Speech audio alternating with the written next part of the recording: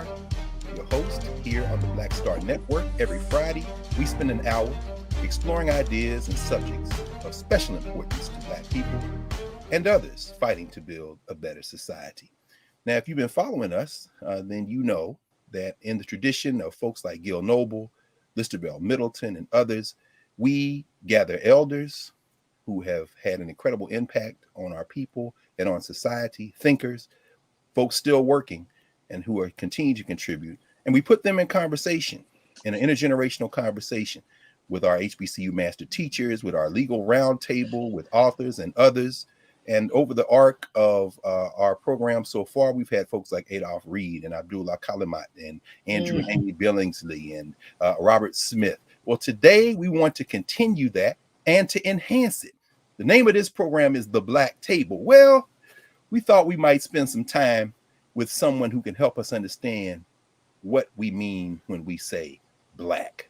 For many people viewing today, this will be your first listening session with a legit, as the young people would say, an actual Black philosopher. Now, he's going to probably quickly tell us that Black folk have been doing philosophy for a long time, but this is a man with a PhD in it at a time when there were very few, and there's still not enough. So joining us today at the Black Table, one of the great minds of our time, the great Lucius Turner Outlaw Sr.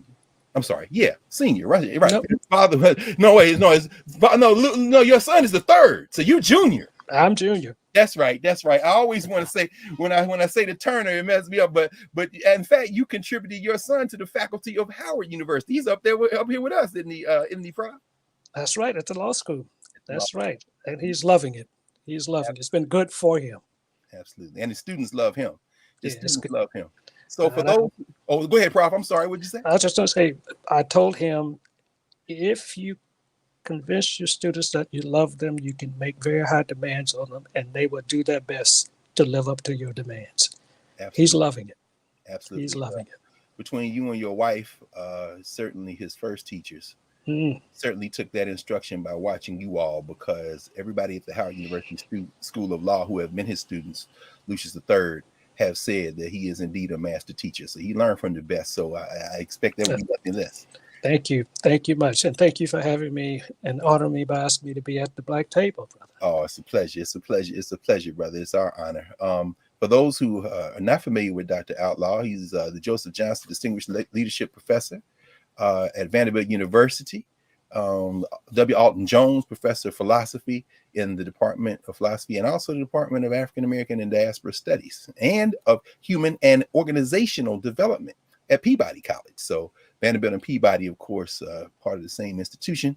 He joined the faculty about 22 years ago. Before that, and when many of us met him, he was the T. Worcester Brown Professor of Philosophy at Haverford College, right outside of Philadelphia. And those of us from the South, it might as well say Philly. It's right in the area. And that's right. His area, that's right. We don't do them suburbs. Like, well, this is all part of the same town. Just an extension of West Philly. No question. Professor Outlaw writes and teaches about everything from race and ethnicity to American philosophy, African American and Africana philosophy, critical social theory, the history of philosophy.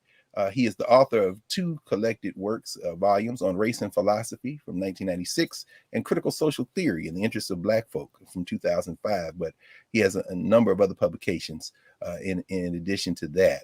A son of Mississippi, Starkville, Mississippi.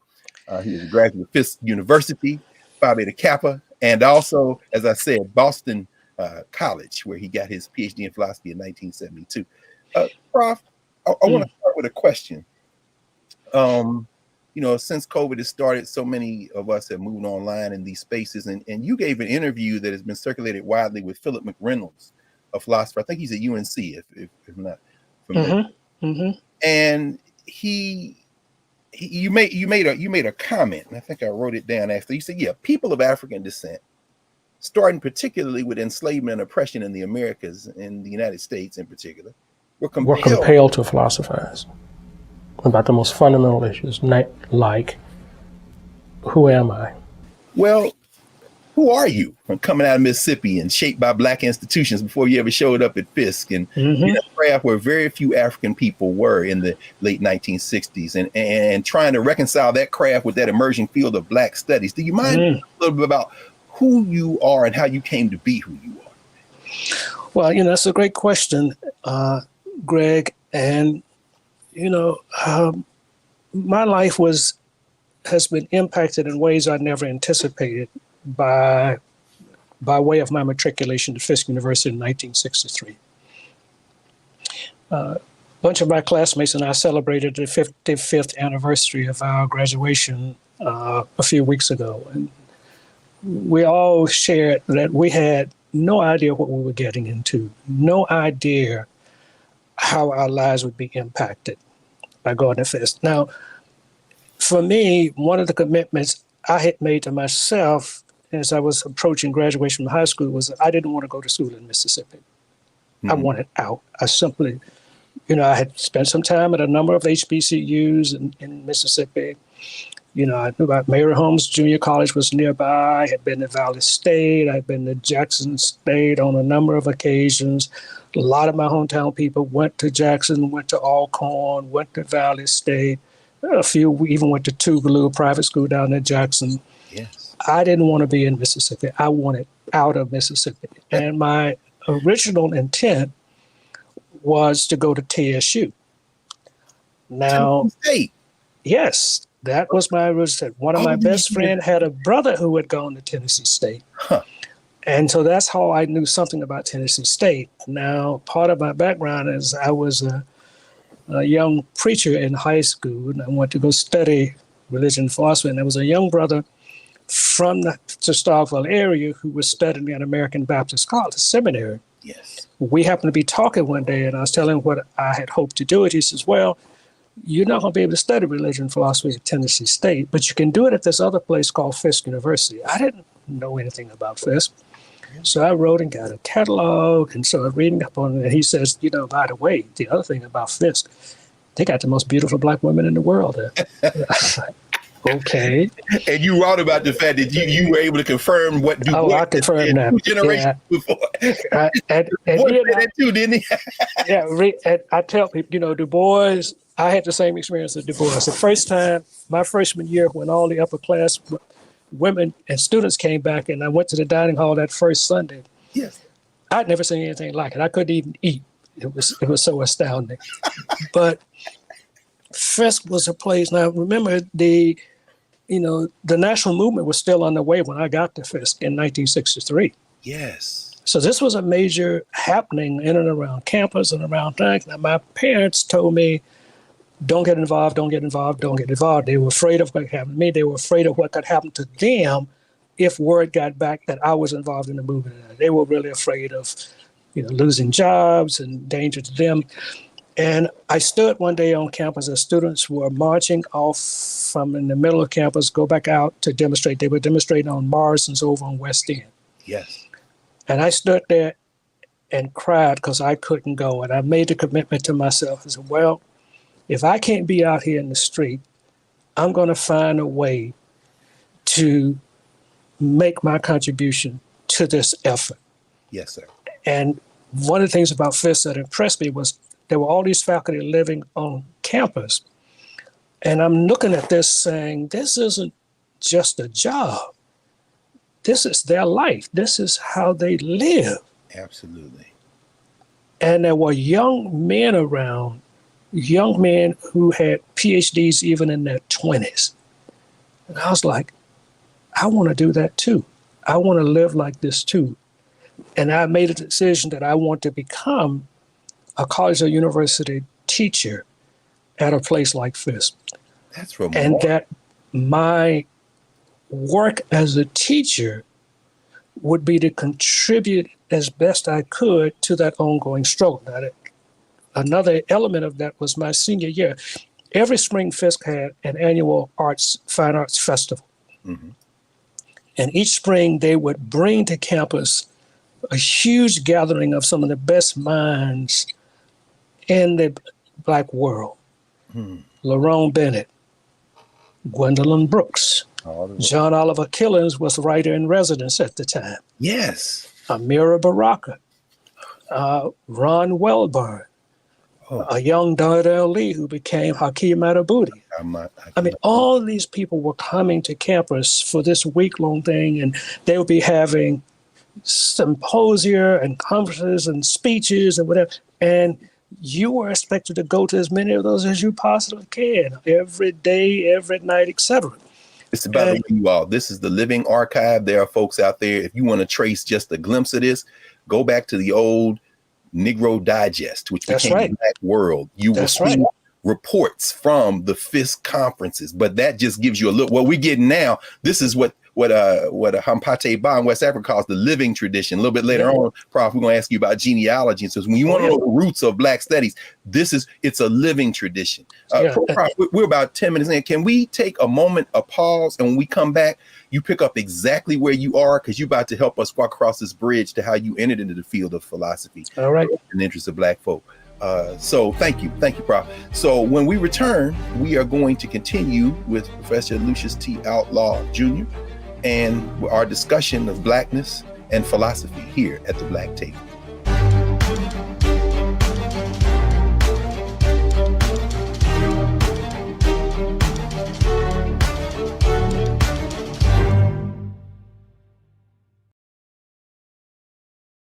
Hi, I'm Dr. Jackie Hood Martin, and I have a question for you. Ever feel as if your life is teetering and the weight and pressure of the world is consistently on your shoulders? Well, let me tell you, living a balanced life isn't easy. Join me each Tuesday on Black Star Network for A Balanced Life with Dr. Jackie.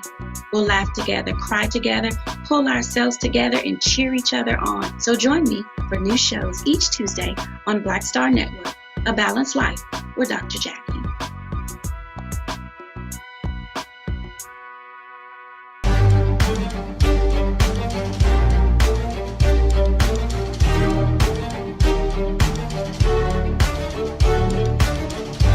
Welcome back to the Black Table on the Black Star Network. Greg Carr, and we are joined today with Professor Lucius T. Outlaw Jr., Vanderbilt University, son of Mississippi. He is walking us through his formative years at Fisk. Prof, when we left, you were about to you were on the verge of helping us think with you as a young man entered this conversation with these folk who come from all over the country and the world having these conversations. Was this the year you were student body president? This was the year I was student government president, my senior year. And one of the seminal moments is Amiri Baraka gave a talk in the Appleton Room one night. And I sat there and I listened to that talk. It was stunning. When it was over, after the question and answer, I waited around until I could go up, shake his hand and thank him. And what I said to Baraka that night was, I may have come to this university as a Negro, but I will leave as a Black man. That's how powerful. Now, also that as president of student government, I had been in an intense struggle with a group of students, Nika Giovanni and others, who were trying to get a chapter of SNCC on campus, and the administration didn't want it to happen. It was a very intense struggle. That's another long throw. And one night after meeting, Nick and them had been in the student government during the meeting, calling us everything but a child of God. We were lapdogs for the white people downtown. You just a hank of the head Negro, blah, blah, blah. What? But didn't she know that if I remember correctly, didn't you campaign on representing students? She knew better than that. I had been elected, denounced during the campaign speeches by one candidate. I had been denounced as a radical. Now here we are, 10 months later, I'm being denounced as a handkerchief head Uncle Tom. And this so real life school days. Y'all seen these school days. Now you see real time, a generation before. The HBCU, brother. Right. So I lead that meeting. We've been in this meeting arguing for 2 or 3 hours. I walk out of that meeting. I'm standing in the hallway. I'm exhausted. I'm emotionally wrung out. Nikki walks out of that room, walks up to me. I'm standing in the hallway, leaning against the wall. Nikki walks up to me, kisses me on the cheek and says, Lou, we love you, and walked away. My God. I was so confused. And I got to, this past October, Nikki was brought back to give the Jubilee Day keynote address, and I introduced her, and I began by saying it was a strange kiss from Nikki that day. And the people were like, where is this going? And it took me years to understand that Nikki was saying to me, this isn't personal. Right. this isn't personal. Right. And I was thinking it was personal. It was like, this isn't personal. It's a political struggle, but we love you, and walked away, you know. And it took me years from it, but that was part of the orientation. So when I went to graduate school and had to decide on a dissertation, that dissertational focus opens with that quote from the Soldier Black Folk about double consciousness. Yes. And the point of my dissertation was to make an argument that with the transformation of consciousness from colored and Negro to Black, the divided consciousness was being resolved. And that was the effort I was trying to make in my dissertation. And that's what you were doing. You know, it's interesting that you say that, Prof, because as I said before we went live, we had a conversation a little over a month ago with another friend of yours, Adolph Reed Jr. And then you showed us that you, in fact, have read and are reading the book that we asked him about, The South, and both of you sons of the South. This concept he talked about, and that you have talked about for many years and have written about, you know, coming to Fisk, that wasn't your introduction to Black institutions. The young people call it Black excellence. Sometimes some of us say, well, it's excellence in Black. You came from that high academic standard. I think I remember you saying you saw the son of one of the trustees get sent home for bad academic. That's right. First semester. That's when you realized, no, but carrying that expansive concept of Blackness into your work at Boston, a Blackness so expansive that regardless of politics, realizing that we are Black people, as you undertook that work and that produced the language and the transformation of consciousness, your dissertation, reading through it, looking at its footnotes, you've got Harold Cruz and John Bracey, you got James Turner and so many others, but then you've also got Heidegger, you got Hegel. How are you grappling with this question of Blackness and beingness in a field like philosophy where there were so few people at the time? And what drove you into that field, Prof? Well, it's an interesting question, because part of it was, so in coming to Fisk, majoring in philosophy and religion, I'm reading, and I tell people, from my undergraduate years at Fisk all the way through my PhD, I was never in a philosophy class where I had a professor who was a person of African descent, nor assigned a text written by a person of African descent, ever, never, not in any course I ever took from my undergraduate through my graduate years in philosophy, did I ever read a text written by a Black person. So your master teachers, I mean, you mentioned, of course, the great L.C. Collins, who only made transition very recently. But his class, see, I had him as a first semester freshman. Oh. And in my senior year, before I graduated from Fisk, I made sure that I took his Negro literature class. So that's where I did a lot of reading, but it wasn't happening in philosophy. You didn't get any of what you bring to philosophy from philosophy. Nope. You got it from Black traditions outside. Oh, this is fascinating. Right. Please go ahead. Right. Go ahead, Bobby. That's right. So while I'm in graduate school, I go to this lecture one night. Big crowd of people there. This man gives this lecture. I'm like, my goodness, what is this? And I come out and there's people selling his books. And I go buy one and I'm blown away by the sheer title of this book. Because the title is The Crisis of the Negro Intellectual. Come on. Not Harold Cruz. You heard Cruz. I heard Cruz went and got that book, and I'm trying to think about how to be an intellectual. This man is talking about the crisis. I'm like, oh, Lord. Exactly. I go read this. Right now, I meet Harold Cruz later on, and we have some really interesting conversation, but that was a seminal text. And later, in the December of 1968, I go over at Harvard Square, browsing through bookstores. I go in this bookstore and I look over on a rack and I see something that just stops me dead in my track. Because there's a journal in a rack that has a title. I had never seen those two words put together. The Black Scholar.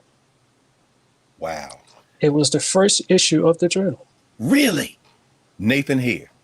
And I'm looking at this going, what the hell? Black and Scholar? Right. So Harold Cruz, Crisis of the Negro Intellectual, the Black Scholar. I've been caught up in this whole Black consciousness, Black power thing, having to rethink my way. And so I've got to find, and I've got this commitment I'm not going to be in the street. I'm going to try to be inside these educational institutions. I want to be a teacher, but I got to arm myself to do this. So my dissertation is fundamentally drawing off of particularly Du Bois and Fanon.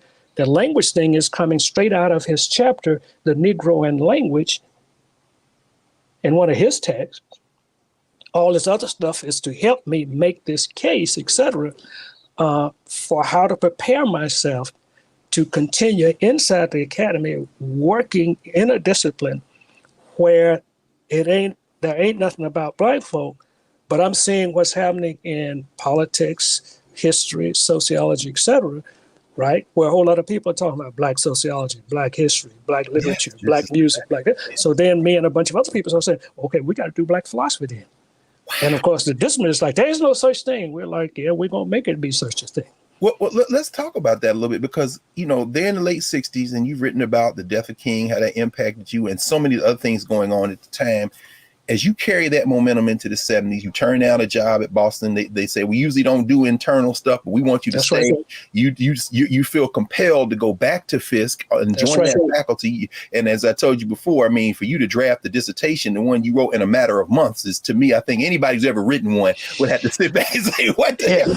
But why do you decide not to enjoy or pursue the life of a scholar, which is usually a very singular, solitary life, very insular?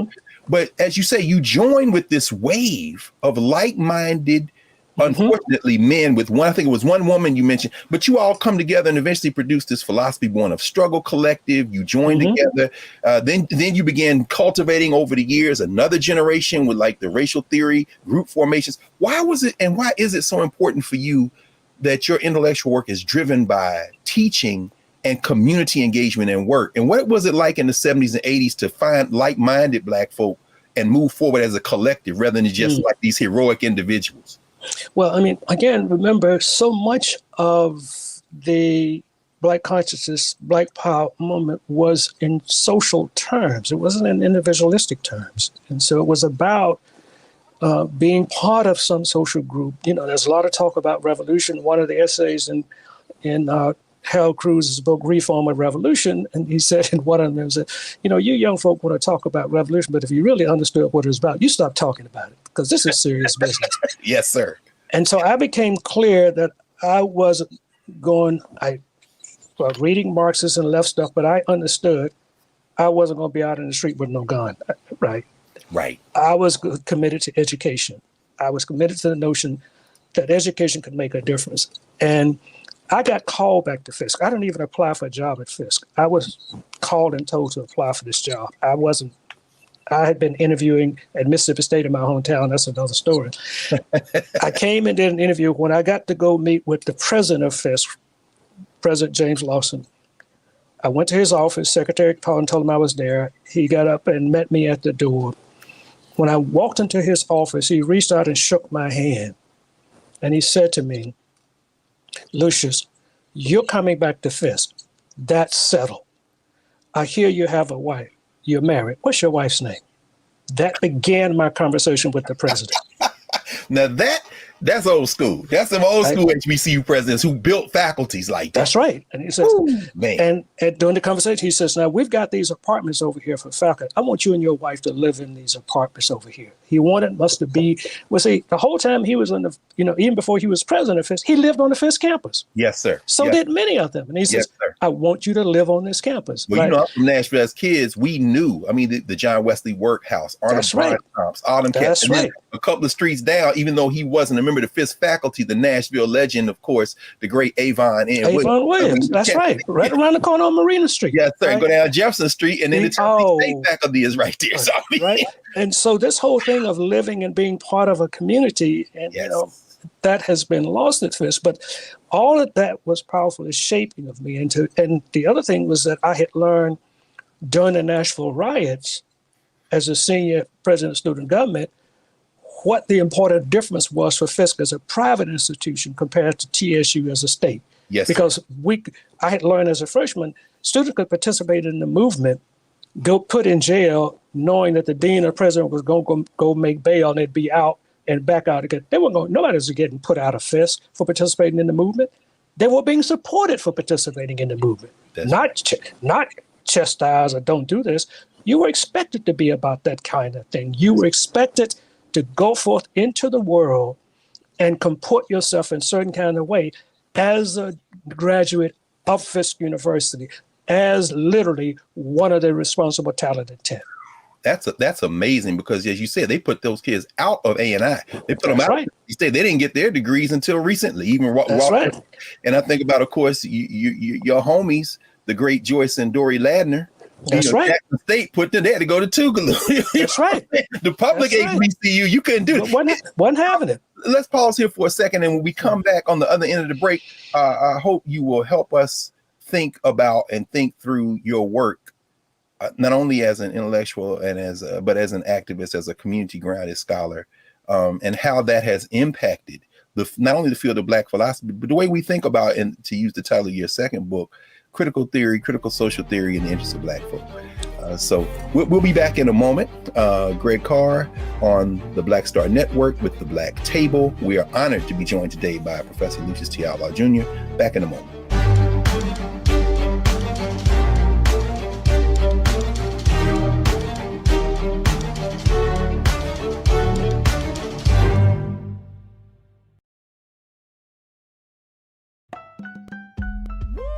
We're all impacted by the culture, whether we know it or not. From politics to music and entertainment, it's a huge part of our lives, and we're going to talk about it every day right here on The Culture with me, Faraji Muhammad, only on the Black Star Network.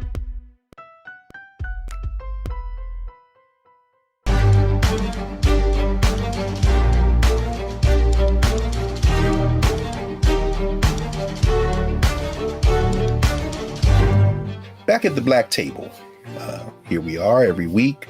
We have these conversations around Blackness and around social justice and related issues. And today we are honored to be joined by Professor Lucius Outlaw, and we are discussing his intellectual journey and his work and how he has helped us and continues to help us think about the question of what it means to be Black in the world. Prof, when many of us encountered you, you, of course, are no longer at Fisk. You had cycled through a few places. I know you did some business work at Dartmouth and other places, but you had ended up taking residence at Haverford College. Mm-hmm. And I was, of course, at Temple at the time in graduate school and wrestling with this idea of Afrocentricity. Mm-hmm. And it was the only place in the world you get a PhD in Afro-American Studies. So that's why we were there. Right. But, I came across a conference that was held in April 1987 at the University of Milwaukee, Wisconsin. Your friend Patrick Bellegarde Smith and one another. They tried to define what does it mean to do Black studies, or what was being called Africology at the time. Right. And there were two names at Haverford that those of us who were sitting in the Afrocentric, quote unquote, capital in the academy, but still trying to figure out what does it mean to have a discipline called Africology, and just about Black. How do you even approach this? There was Vernon Dixon. Yes, sir. And there was Lucius T. Outlaw. And when I eventually got my hands on Africology, normative theory, I said, here it is. You started mapping out, well, I think what you call it, architectonic. You archaeology, genealogy from Michel Foucault, you got meta science, but you're driven by this question. And I still use that article, by the way, Prof, in my introduction to African study class. I asked these young people a question: how do we even undertake the study of Africana? And so let me just ask you, for all of us sitting here listening to you, how do we organize even thinking about Blackness? You've spent your entire career thinking about it. What is Blackness? Who are we? Give us some sense of how you think about the world through those visions. So another seminal text for me is Peter Berger and Thomas Luxman's The Social Construction of Reality. So, some of my graduate students who have been closest to me will tell you, well, look, if you're going to go study with Lou, you got to go read Berger and Luckman first. Social construction of reality. And there's a whole lot in there. But one of the fundamental things there is, when we think about it, all of us come into the world and are socialized into some notion of who we are. Other people give us names. We don't name ourselves. We are in families we don't make ourselves. We are introduced into institutions we don't choose ourselves. So there's a whole lot of making of us that goes on by way of other people, many of whom who care deeply about us, who shape us in keeping with various agendas that they have, etc. And we're in this complicated world in the U.S., white supremacy, enforced, etc., all that's about. And we have to, wherein we are supposed to be in keeping with that project, less than fully human being, deficient being, etc. And then always there have been Black people struggling against that to say, no, we're about a lot more than that. You're not going to tell us who we are, or you can tell us who we are, but we was not, most of us will not live by or identify with who you would have us be. And the Black Power movement was another eruption of, no, we're going to redefine ourselves in some very powerful ways. And I was deeply impacted and deeply influenced by that. Now that means there's another part of this, and that is that what it means to be is not written into our genomes. Mm-hmm. It's not coded into our genomes. Mm-hmm. What it means to be is determined by human beings ourselves. Mm-hmm. And so in some sense, well, what does it mean to be Black? It is, well, what do we who take ourselves to be Black, what do we think that means? Yes. We're in some sense self-defining in that respect. Now, we're in, if you will, dialectical interaction with lots of other peoples and even among ourselves about those who are colored, Negro, Black, African, etc., trying to work that through. But it's a process of self-definition. And then the question is, can you give it institutional grounding? Can you give it social grounding, etc.? One of the things that became really interesting to me was, okay, how if you take up this self-definitional project, what does that mean for the production of what you take to be knowledge about yourself and about those like you, about the world? So the Black Studies Project became an interesting challenge for me. How do you set about creating knowledge production enterprises in keeping with an aspiration not only to be free from oppression, but also to flourish? Yes. To be creatively flourishing. And Du Bois was a tremendous inspiration in wrestling with those kinds of issues for me. Mm-hmm. But the intellectual challenge is a formidable one. And no question. It is a formidable one. And how, within the context of these institutions, predominantly white institutions, particularly, which is where so much of the Black studies effort initially emerged, yes, how can you fulfill this project, this aspiration, in a way by which you can also survive the critical scrutiny of those who don't, many of whom don't believe what you're doing has any credibility whatsoever, right?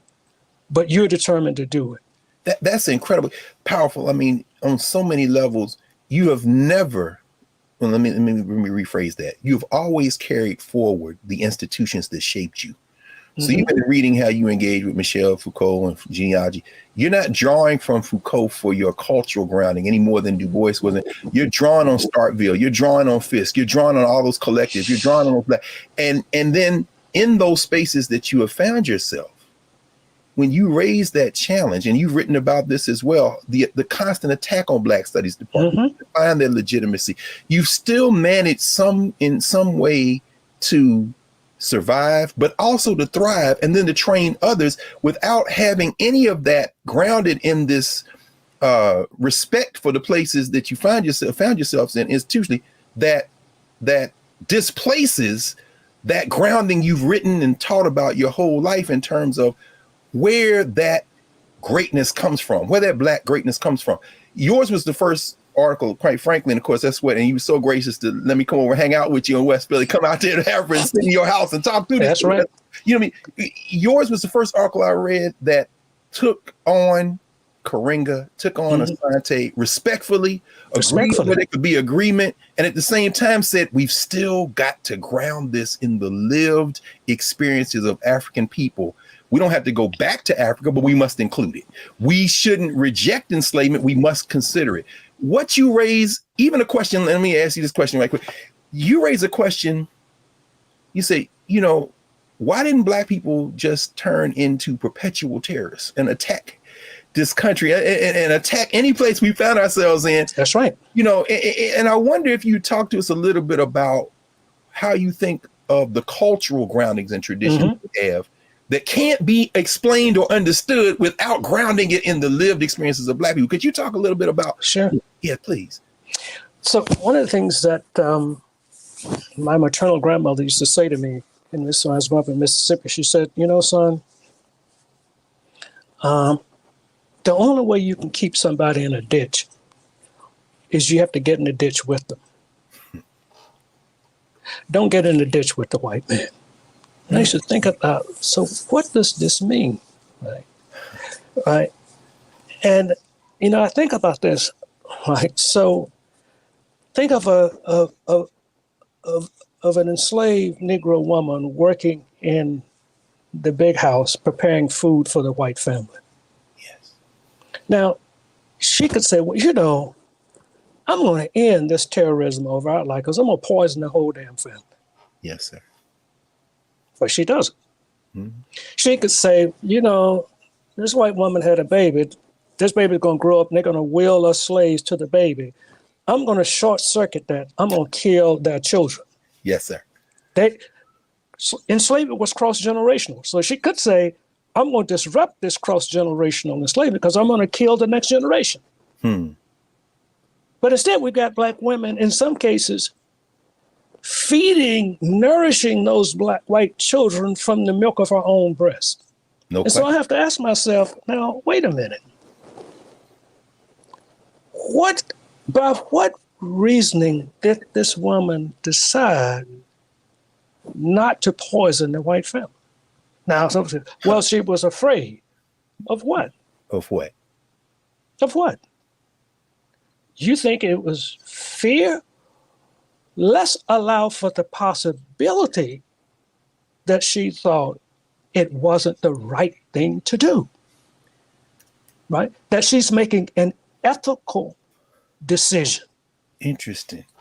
And that she's thinking. So Interesting. She gets raped by a white male. Yes. Within a few weeks, she knows her body. She knows she's pregnant. Now she's got to worry. Do I bring this child to term? If I do, what are the other women in the slave community going to think about me? The older black women in a little bit of time are going to start saying, girl, that dress ain't fit you like it used to. What's going on? That's right. When she starts showing, what's the white woman in the big house going to say? Why are you pregnant? Who's the daddy? And if she has a black man in the slave community, what's he going to say? Particularly when that child is born and the skin pigmentation of that child don't look nothing like him. Now, for literally 9 months, she's got to face these questions as she's carrying that child and ask herself, do I abort this child or do I bring it into this world where I can't protect it? It may be sold out from under me. It will be my child, but I can't even protect it. And yet, over and over again, these women brought children into a world and nurtured them as best they could. But day after day while pregnant, carried that child, hummed their songs, prayed to their Lord, and endured this to bring others in the world, even though they couldn't protect them, and then tried to say, but one day, child, but one day, child, and you are not to conduct yourself in the way these people did. You are to be different. And I'm saying they had to think through existential conditions and raise questions. What should I do? Yes. I don't need to go to France to study existentialism. No, sir. I can look at and ask the question, how did Black folk wrestle with existence day in and day out and make judgments about what to do? Think of those people on the slave ships who decided not to commit suicide. What went into their thinking? What did they have to look forward to? Well, Prof, one of the many beautiful things about your intellectual work is that you make room for both choices.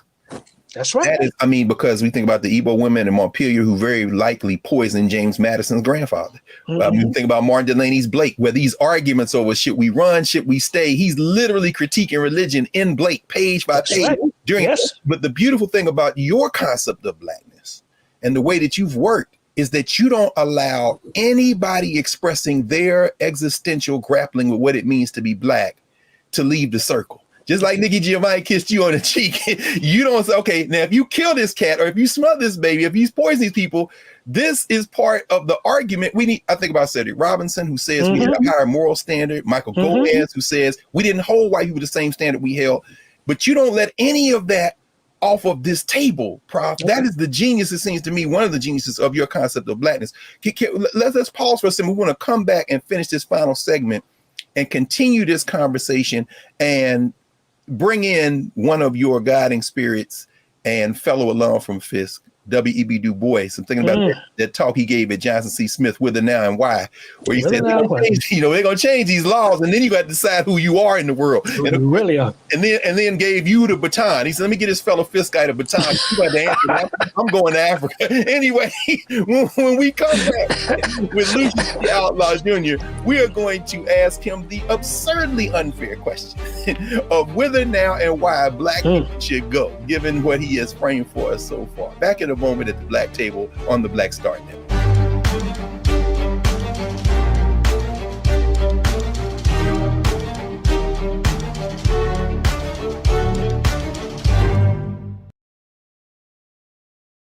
It's time to be smart. Roland Martin's doing this every day. Oh, no punches! Thank you, Roland Martin, for always giving voice to the issues. Look for Roland Martin in the whirlwind, to quote Marcus Garvey again. The video looks phenomenal, so I'm really excited to see it on my big screen. Support this man, Black Media. He makes sure that our stories are told. See, there's a difference between Black Star Network and Black-owned media and something like CNN. I got to defer to the brilliance of Dr. Carr and to the brilliance of the Black Star Network. I am rolling with Roland all the way. Honored to be on a show that you own. A black man owns the show. Folks, Black Star Network is here. I'm real revolutionary right now. Roland was amazing on that. Stay black. I love y'all. I can't commend you enough about this platform that you've created for us to be able to share who we are, what we're doing in the world, and the impact that we're having. Let's be smart. Bring your eyeballs home. You can't be black-owned media and be scared. You dig?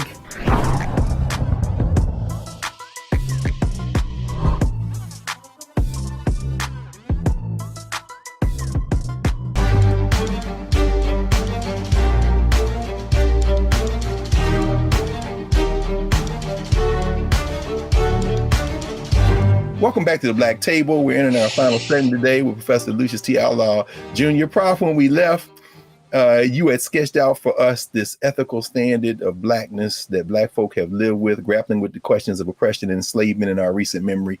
But I'm wondering now, as I said, as we left, you have just, you've informed us you taught your last class at Vanderbilt, and I imagine the community is grateful because that means you're going to spend that much more time with them and the family. But you did it on the campus, partially, that you yourself attended as a student and came back as a faculty member. And W.E.B. Du Bois, of course, you say you had your students start at the Du Bois statue there at Fisk. W.E.B. Du Bois raised that question just before leaving for Ghana.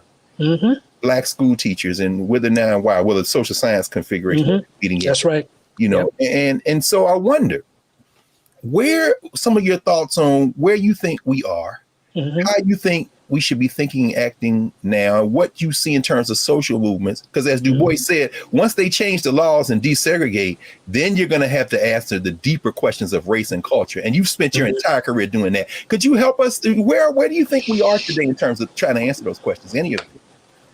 It's, as it has always been, it's particularly precarious. And for all of the precariousness, the craziness, et cetera, you know, one way I put it is we got hit with two pandemics recently.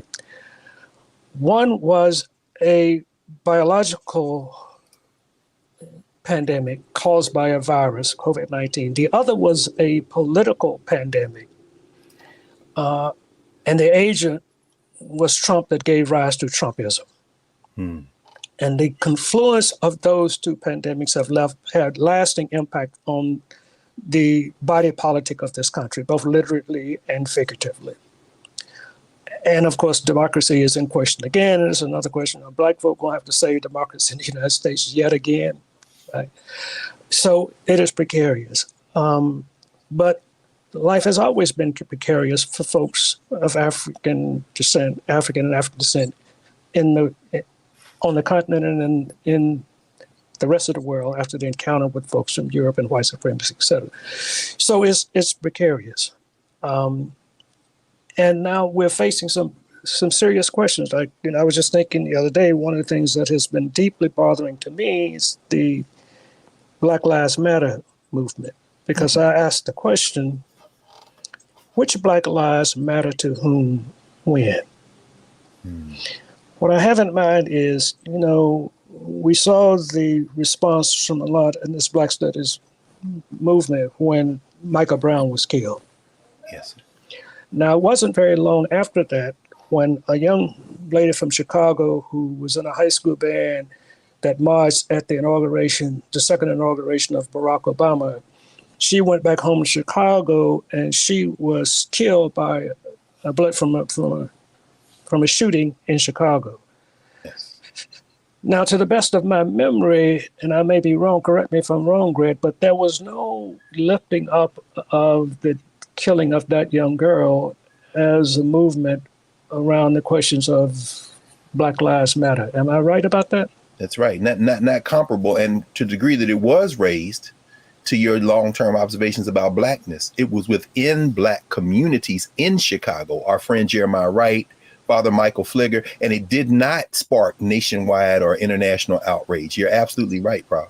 And so the question becomes, for me, which Black lives matter to whom and why? And it seems as though there were those for whom the taking of a Black life matters if it is done by a white police officer, but not if by someone who's Black. And I'm like, wait a minute now. I thought these lives were to matter, should matter. That's right. Should they not matter? It is though we're literally not politically allowed to say, look, the taking of Black lives by Black folk is unacceptable. That's right. Well, you're giving aid and comfort to white folk. No white racist ever waited for me to endorse them before they became a racist. They don't wait for me to give them endorsements for this. That's right. So there are some deep issues here that I think we've got to wrestle with, and that if we're going to say they matter, we've got to make them matter across all registers, all aspects of our shared life together.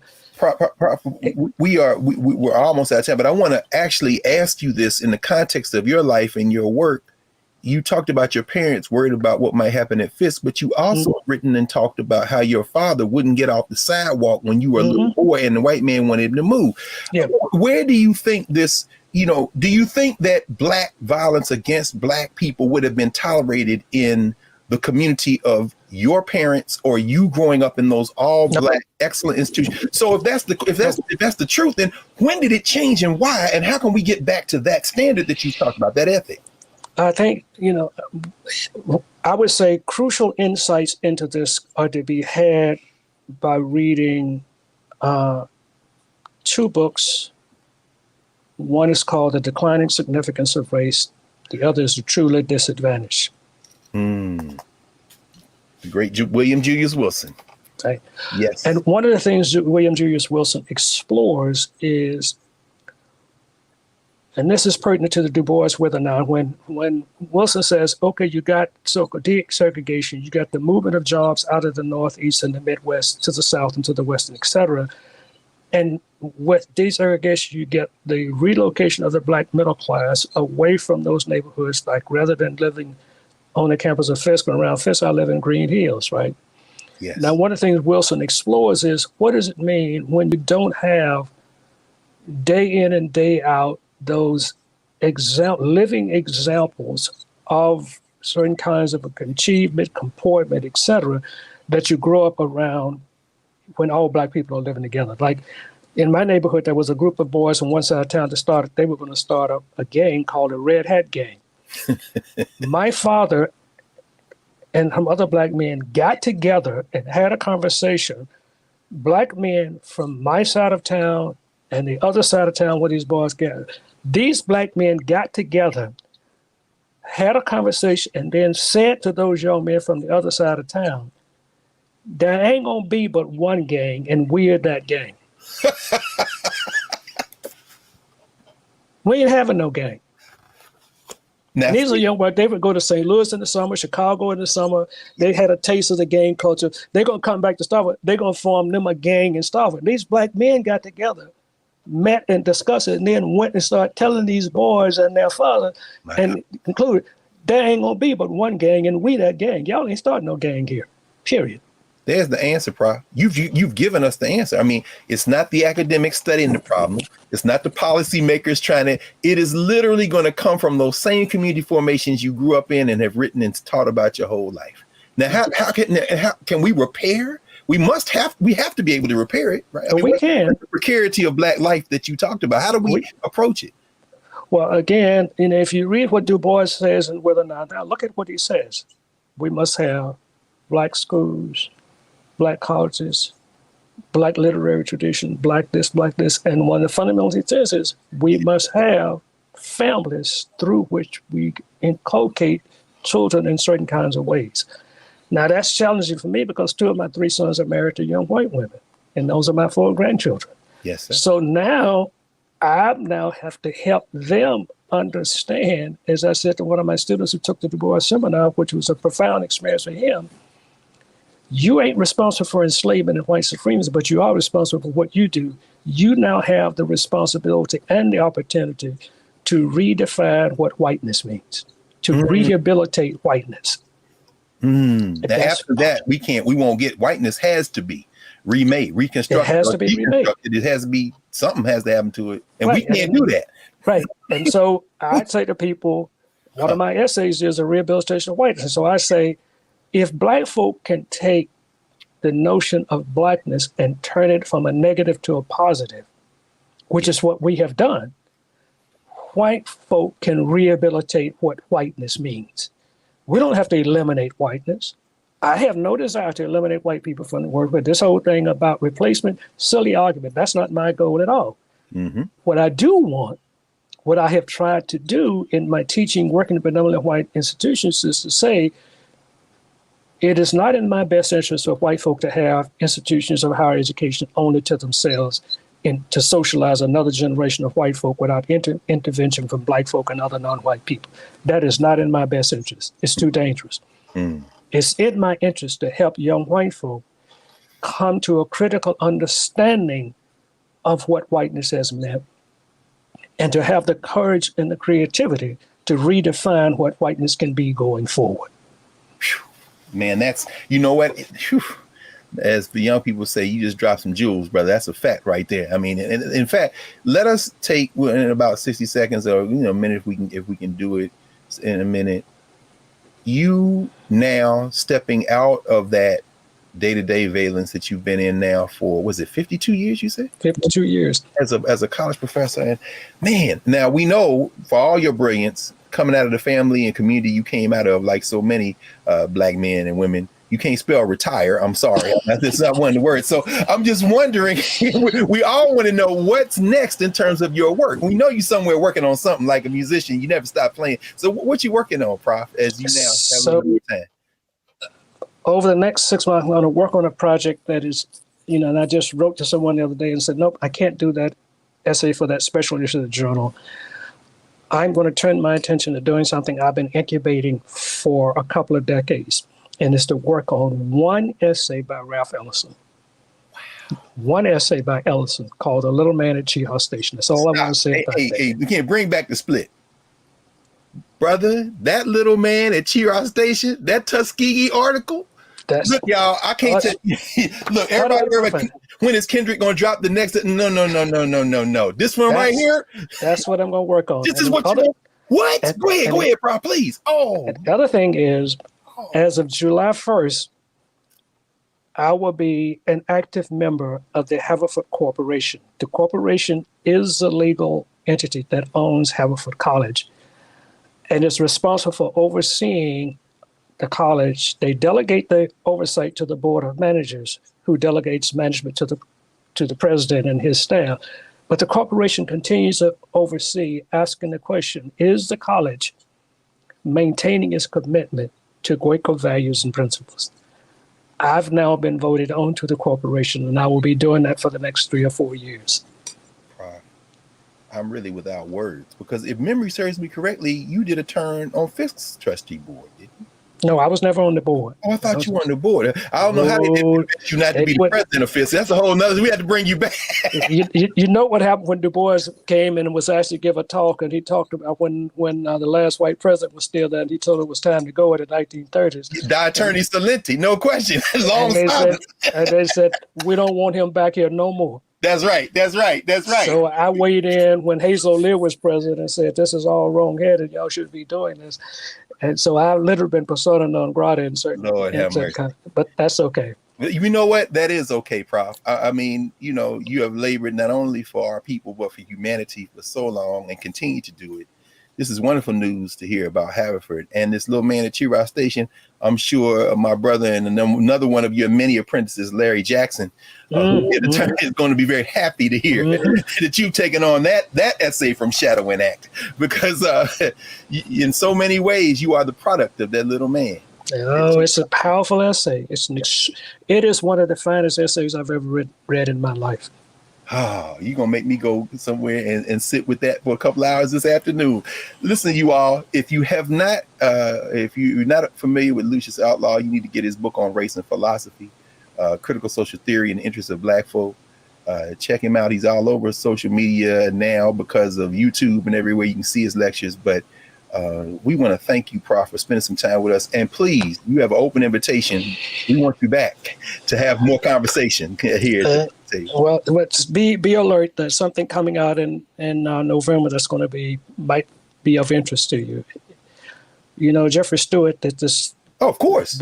Did this book on Elaine Locke. On Elaine Locke, no question. You know what?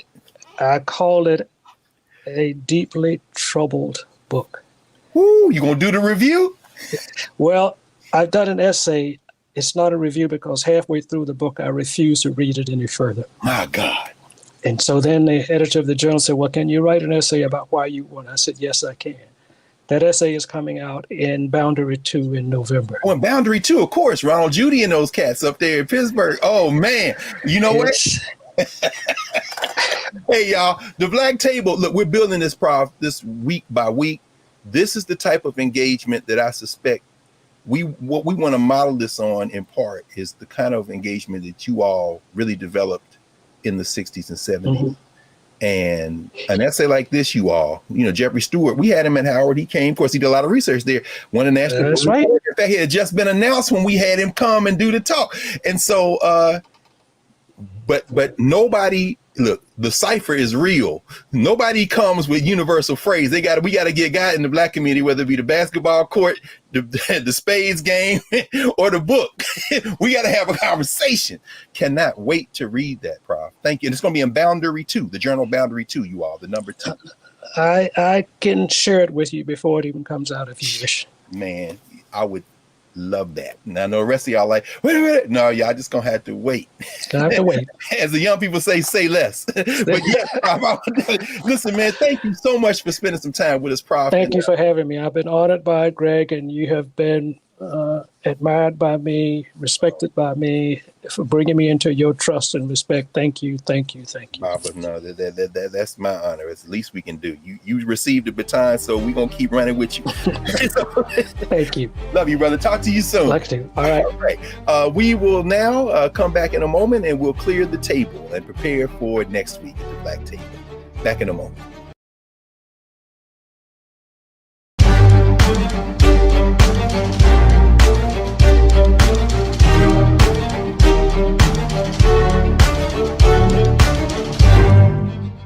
Welcome back to the Black Table here at the Black Star Network. I'm Greg Carr, honored to be your host. And today we have had a very powerful conversation with one of the greatest minds we have, the great Lucius T. Outlaw Jr. In his essay, Africology, Normative Theory, published in the book On Race and Philosophy, Dr. Outlaw writes this about the nature of us thinking about blackness. He says, it is a matter of perspective, the frame through which we structure and go about our work. The consequences, of course, are enormous. At the stake is the safety of negotiating the mind field of life on the way to a chosen destination. Norms to govern theorizing about norms for social life are themselves part of social life and are likewise conditioned by the choices of destination and route. No amount of theorizing can eliminate the risks involved in choosing, either in social life or in theorizing. Thus, we must not be pretentious about what is to come from an attempted refinement of Black studies into a more mature and socially responsible discipline of Africology. We've spent an hour with a man who has made some powerful choices over the course of his life to date, and we are all the better for them. Thank you, Professor Outlaw. And join us next week, same time at the Black Table.